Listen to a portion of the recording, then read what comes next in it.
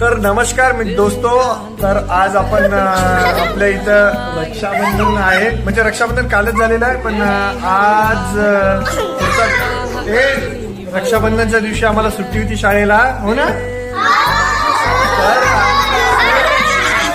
तर रक्षाबंधनला सुट्टी होती आम्हाला आणि आता पुढचा दिवस आहे आणि सकाळ चालू आहे.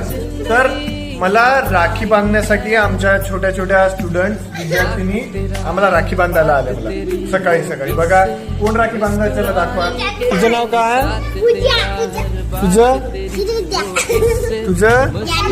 जान्हवी, विद्या साहेब, स्वाती.